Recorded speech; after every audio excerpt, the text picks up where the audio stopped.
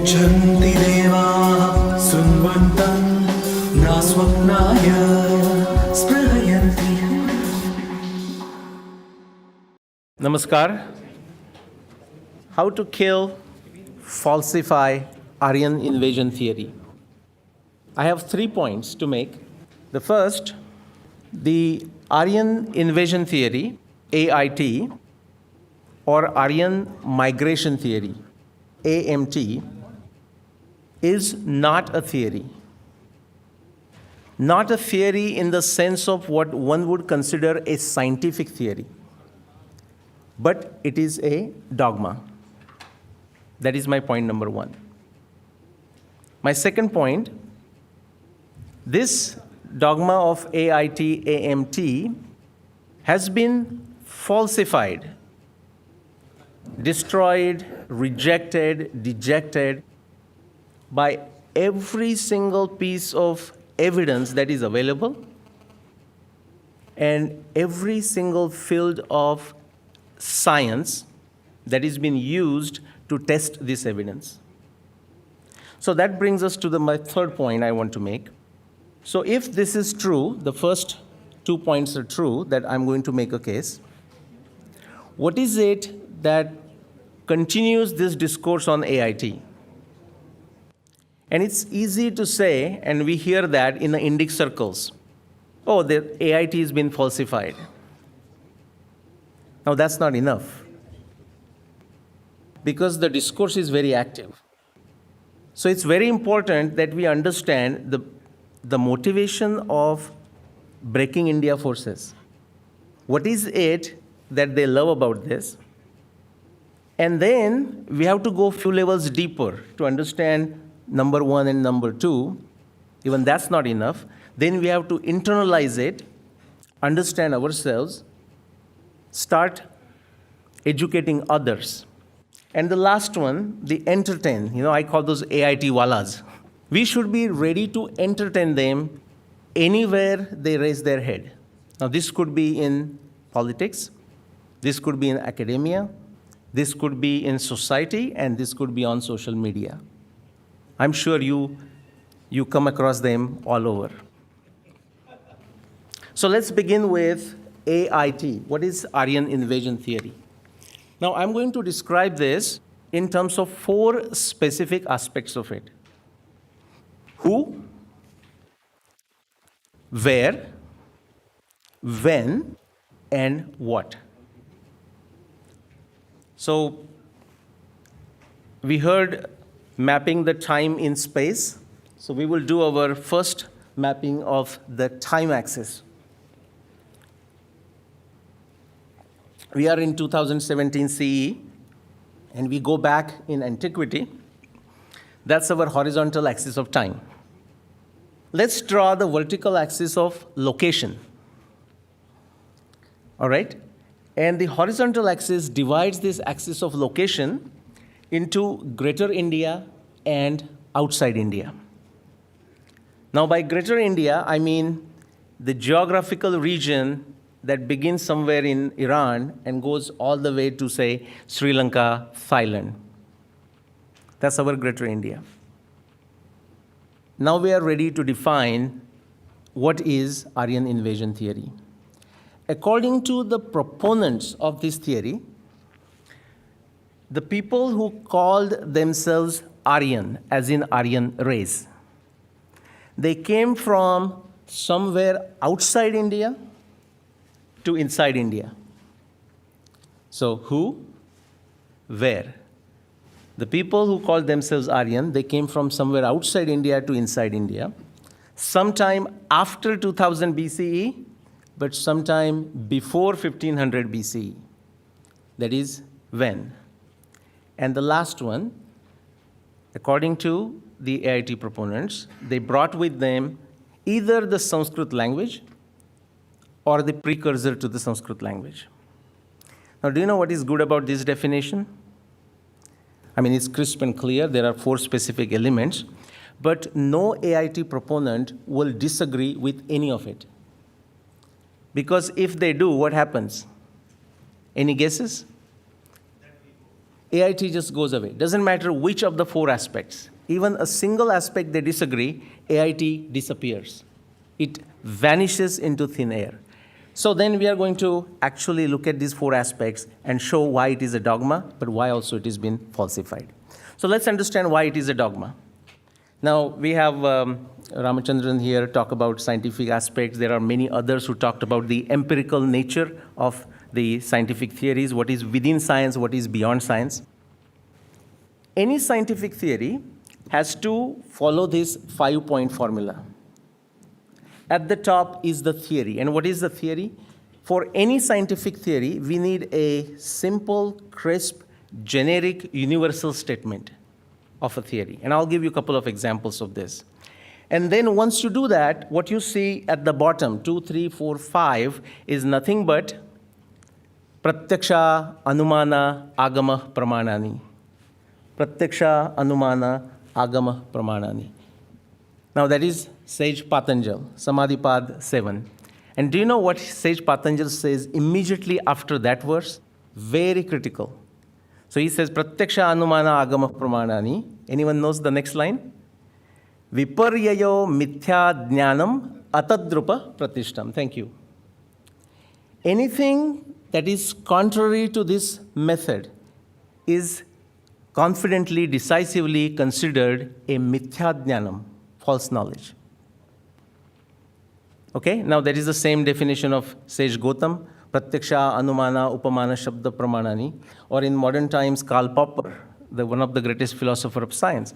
He talks of that triad, the central triangle of explanation, prediction, and testing in the context of background knowledge, that is the Agama. Or Richard Feynman, he talks about making a guess, making a conjecture to solve a problem, that is a theory. Then computing consequences, which is what? The inferences. And then comparing the consequences with the actual evidence. So evidence and comparison has to be objective. So all these four individuals that I just mentioned, and there are many, they are saying the same thing. So if the AIT proponents were sincere, you know what? They should have started something like this. For example, the generic statement of a theory. For example, and this is my first example for a theory, that people migrate, and when they do, they tend to take their culture, language, technology with them. And then they could have actually looked at the evidence. Now, in this case, they had something, whether actual, real, or maybe perceived similarity of European languages with Sanskrit. Everyone knows that. At least that was the initial reason why AIT was proposed. So then they would have looked at the evidence, and depending on the evidence, decided how to go about testing it objectively, and then draw the inferences. Nothing of this sort was ever done. So when you hear those four aspects that I mentioned, they were stated to us in a very self-evident fashion. Don't ask us questions. That's how it happened.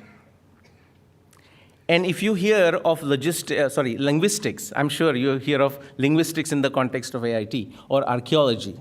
And these days, something else. Can anyone guess? Genetics, right? These are all afterthoughts. That is not agama. That wasn't the context. These are all afterthoughts. So that is the story of AIT here. In the case of basic theory, there is nothing. There is that little of evidence in terms of either perceived or real similarity of European languages with Sanskrit. Then nothing to test objectively. So no question of objectively drawn inferences. And as I said, the linguistics and archaeology was afterthought. That's why it is a dogma. So when you hear Aryan invasion migration theory is gone. It's a dogma. What we have is Aryan invasion migration dogma. Now, there are many ways to falsify this. Even if it's a dogma, there are many ways to falsify this. I'm going to summarize in 2 bullets. The first one, and I want you to pay attention to this, if we can show that Sanskrit language-based civilization, culture, existed inside India long before 2000 BCE, AIT is gone. Are you with me? Think of the 4 aspects of AIT that I talked about. And just as a frosting on the cake, if we can also show that there is no evidence for this so-called Aryan, the word Aryan or the Aryan race, then it's just a frosting on the cake. All right, so let's go into it. We will do it in a two-way fashion, the constructive, the destructive, and the constructive one. Let's begin with the destructive one, okay? Let's begin with the word Aryan itself. What do you think? Now, the AIT was proposed sometime in what, 18th century, late 18th century and afterwards. If we go looking for the evidence for the word Aryan, and please don't confuse, I'm not referring to the word Arya, not in the Anarya, Ajushtama Swargam, Apakirti, Karamarjuna, not that one. Aryan, as in race. The word does not exist inside India, outside India, after 2000 BCE, before 2000 BCE. Are you with me? If anyone has evidence for this, please bring it on. So the word Aryan also has to go. We are left with invasion migration dogma. Let's talk about linguistics. Now, at least initially, that was the reason why the AIT was proposed. Now, one researcher, Sri Shrikant Talagiri, now we are fortunate to have him with us here today. He studied this subject of linguistics in the context of AIT like no one else for more than 15 years. And what he showed is that using the same rules of linguistics that were employed by these AIT proponents, now I want to call them AIT dogmatists, using the same rules he showed, if at all the language flow took place, it took place from inside India to outside India. And that happened, that began before 2000 BCE. And he can correct me afterwards. So do you know what happened with this outcome of Shrikant Talagiri's work? 3 books, more than 20 years of research work. The AIT proponents have gone silent over the subject of linguistics. Now, in academia, you will hear that once in a while, but they will take personal shots at Shrikant Talagiriji, not about his work. Okay? Let's look at archaeology. There is enormous research, especially in the area of Sindhu-Saraswati civilization. And do you know what is the summum bonum, what is the summary of that entire research? It has shown that there is sufficient evidence for a continuous civilization, beginning with our times, and going all the way back to at least 9,000 years ago. That is at least going back as far as 7,000 BC. With that, something else has happened. The AIT proponents have stopped talking about archaeology. But something else has happened too. One more thing. Now listen carefully, they were forced to get rid of the word invasion. And that's when it turned from invasion to migration theory. So the story of AIT to AMT is very much because of the archaeology evidence that is found in India for a continuous civilization going more than 9,000 years. Now, migration, it can be detected using genetics. Okay? So what is the genetic story? There is something called matrilineal gene flow. In a simple language, mother-to-mother transfer of gene that we can detect, That is a study of X chromosomes. And here is the story. I'm going to show you with the help of a picture. Yes, there is an initial input of people based on available evidence. This is a very young field. A lot of things are happening. But initial input from Africa, but do you know when? Sometime before more than 60,000 years ago, possibly 80,000 years ago, 100,000 years ago, 120,000 years ago. These are the different estimates, guys. Don't jump to one number. So there is this initial input, and after that, what do you see? Multiple migrations from India to outside India, multiple times, multiple directions, all parts of the world. That's based on a matrilineal gene flow. If you look at the patrilineal gene flow, this is the research based on the Y chromosomes. Identical picture. The initial input from Africa into India more than 60,000, 80,000 years ago. And after that, I know it's not easy to see the arrows, but focus on some of the letters there, like R, for example. It's going, R1A and all those, going outside India in all directions, far away into other parts of the world. So if you have to plot this, I'm going to show you with the arrows. So that this initial input into India, more than 60,000, 80,000 years ago. And after that, genetic evidence for multiple migrations. By the way, there is a historical evidence into our scriptures for these migrations too. Multiple migrations from India to outside India, all the way to our times. This last line is that represents me going to Canada in 90s. And then there are some evidence for latest migrations, and we know that from the history too. For example, 2,000 years ago, Greek, Shaka, Hunna, and so on. So we have that in history, but you can also detect using genetics. And then if you go back, say, 1,000 years and after the Islamic invasion, again, we have it in history, but you can also detect using genetics. I'm going to highlight this area. This highlighted area is basically the area of AIT timing. So what is going to happen here? As the science of genetic improves and the resolution gets better and better, any geneticist in the audience here? Genetic scientists? No? Some of you? Okay. Yeah. So as the science improves, the resolution increases, you know what's going to happen? We will able to detect more and more migrations, definitely going out of India, but not a surprise if we also detect some inward migrations. Nothing surprising about this, but remember what's going to happen. Anytime, even if there is a little evidence of something coming in, and that happens to fall within this band of so-called AIT timing, expect these AIT dogmatists and proponents to start shouting AIT and AMT. So we have to be ready for it. Okay, we should know how to defend. Now, if you're not convinced based on the human migration, this little, humble domestic mouse has a lot to tell using genetics. What does the map tell you? This domestic mouse migrated beginning from India in all different directions of the world. And the timing of that domestic mouse is estimated to be 15,000 years ago, 20,000 years ago, 25,000 years ago, 30,000 years ago, 35,000 years ago. These are the different estimates. Domestic mouse is connected with a settled culture. Domestic mouse is connected with the agriculture. So it is telling a lot more than what you can see on the screen.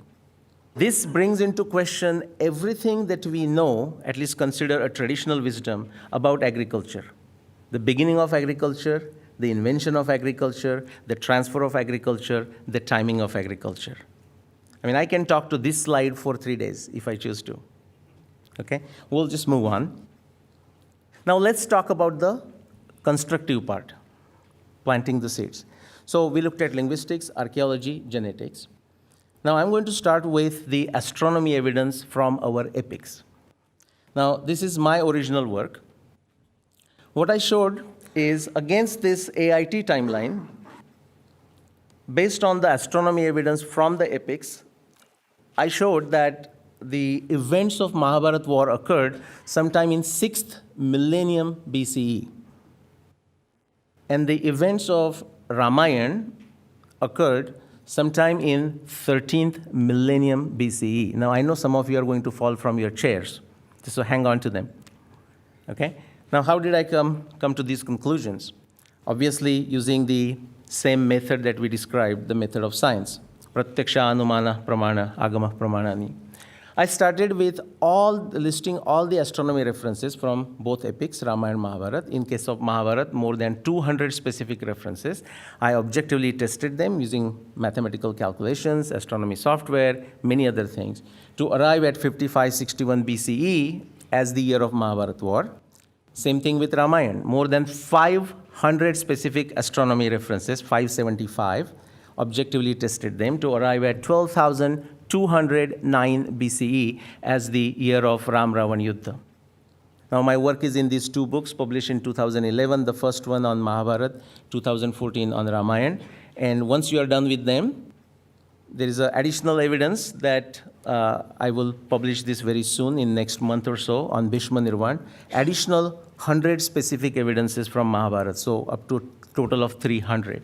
It all leads to, the Mahabharata leads to that 6th millennium BCE and the year of 5561 BCE. But let's get to river Saraswati and quickly Rigveda, and then we will get into question and answers. What is so big deal about river Saraswati? This is the big deal in the context of Aryan invasion theory. River Saraswati gives nightmares to AIT proponents. It gives them nightmares. River Saraswati gives them nightmares during the daytime. Okay, let us see why. What you see in the map is the river map, both current channels as well as the ancient paleo channels. So at the top is the current path of river Satluj, river Shatudri. The other side, you have the current path of river Yamuna. And right in the middle, you see that broad gray band. Okay, there is no water there right now. But that is the ancient paleo channel, very wide, at some places 10 to 12 kilometers wide, of river Saraswati. So let's begin with what epics have to say about river Saraswati. If you go to Mahabharata, Mahabharata says that river Saraswati, this is 6th millennium BCE, river Saraswati was flowing beautifully, flowing generously in many places. At some places, it had disappeared under the sand. At still other places, it had re-emerged from the sand. And of course, some other places where it had completely gone dry.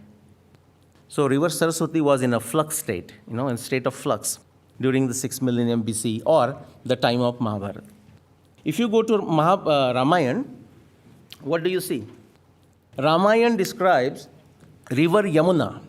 Now, if you read the descriptions, river Yamuna had already separated from river Saraswati and was meeting Ganga. And if you read the descriptions of river Shatudri, Satluj, Satluj had turned west in Ramayana times. And now the story gets interesting. So these are the epic descriptions. So if we go back to Rigveda and read those descriptions of Naditame, Ambitame, the grandest of the grand river that began with high-flowing mountains reaching all the way to the sea, I am saying that we have to go further back in antiquity beyond 13th millennium BCE. But that's a textual reference, and those are my claims. What does the rest of the evidence has to say about it? Let us see.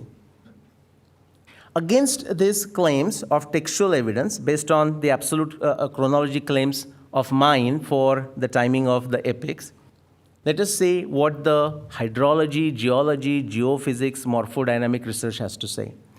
Clift and others, they published a paper in 2012, and quick summary of that is, river Yamuna separated from river Saraswati as far back as 50,000 BCE, and definitely before 9,000 BCE.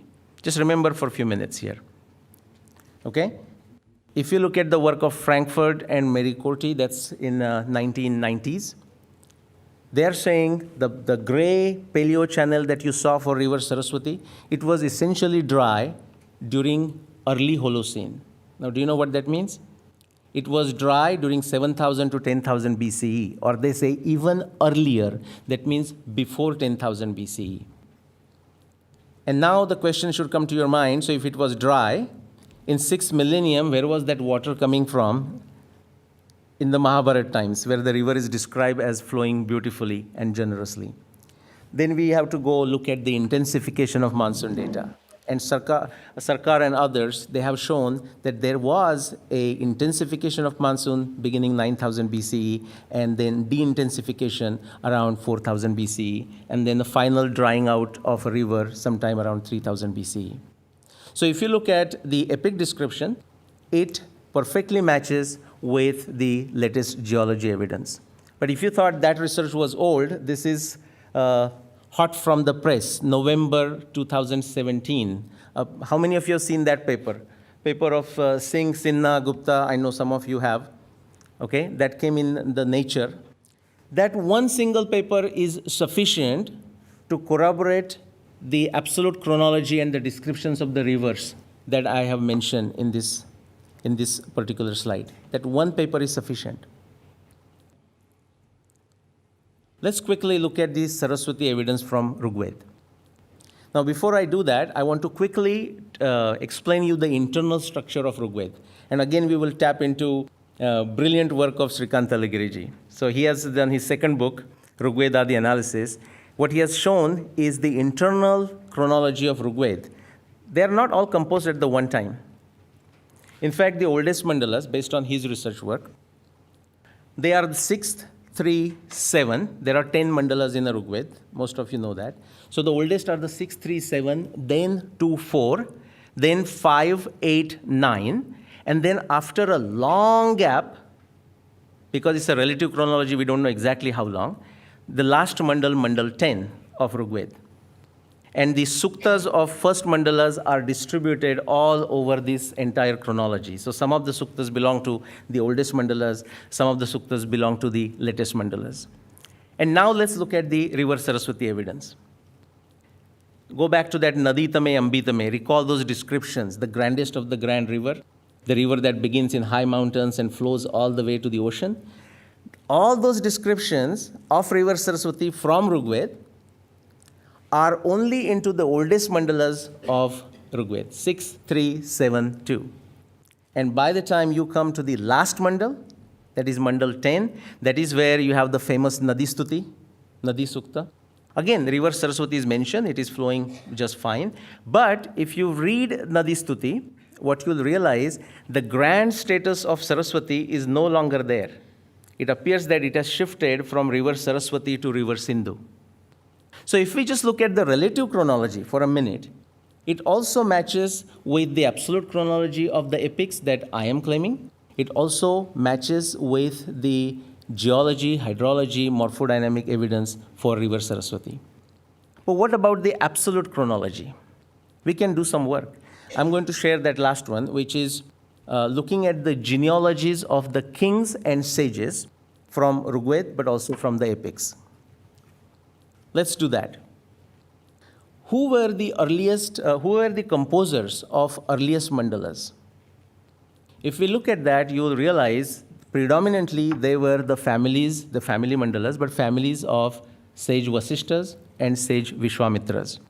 I use that in a plural. It's not a one Vishwamitra writing all that or one Vasishta. These are multiple individuals, descendants in those families.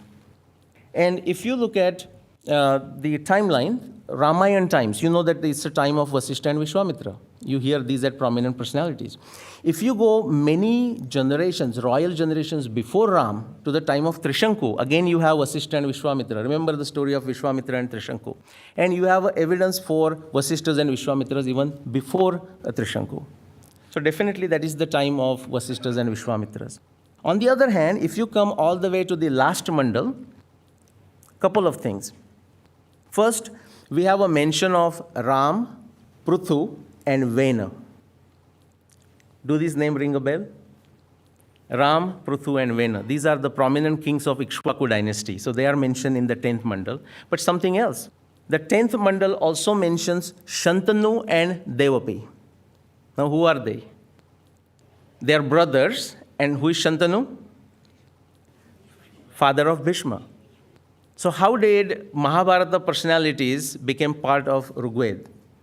We have two options. Either we can take a guess or we can read Mahabharata.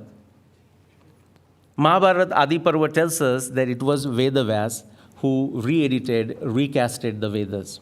So that can explain, that is Mahabharata reference, Adi Parva, critical edition, 57, chapter 70 to 75. So it tells us how, it can explain basically how Shantanu and Revapi entered the picture. So I finished the triangulation here. I began with the astronomy evidence to establish the absolute chronology. Then I compared with the reverse Saraswati evidence from the geology, geophysics, morphodynamics, hydrology evidence. Then I compared that with the relative chronology of Rigveda. And then I also compared with absolute chronology of Rigveda based on the genealogies of kings and sages. So if you have to summarize this, what is it telling us? Evidence for Sanskrit-based civilization inside India, Rigveda-based civilization, and both epics mention Rigveda. Ramayana mentions Rigveda, Mahabharata mentions Rigveda. So Sanskrit-based civilization inside India long before 2000 BC, 6 millennium BC, 13 millennium BC, 15 millennium BC, and long before that. Finally, the migration. So what is the claim for migration, by the way? When they change from invasion to migration, now they are saying the people who call themselves Aryan migrated instead of invaded, migrated from somewhere outside India to inside India after 2000 BC, before 1500 BC. Against the evidence that I showed you, and there is much more that I'm going to share tomorrow, against this evidence, the claim of migration does not stand. So the migration is gone. All we are left with is a dogma.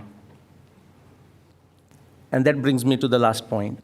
But just accepting, okay, it's a dogma, so we have won the battle, is not enough. The discourse will continue. So what we need to do is internalize it, go few levels down, educate ourselves, educate others, and be ready to entertain you know who. Thank you.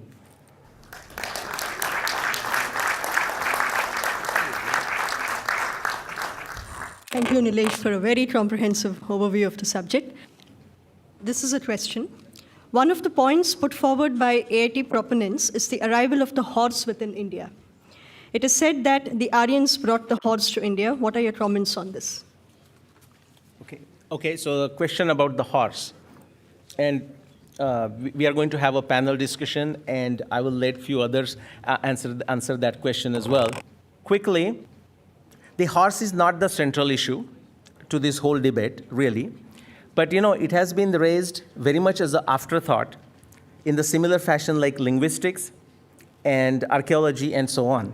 But I'll just give a short answer, and then please ask that same question, or we'll just keep it and answer that during the panel, which is, think of the horse that is described in Rigveda versus the horse that came from the Central Asia.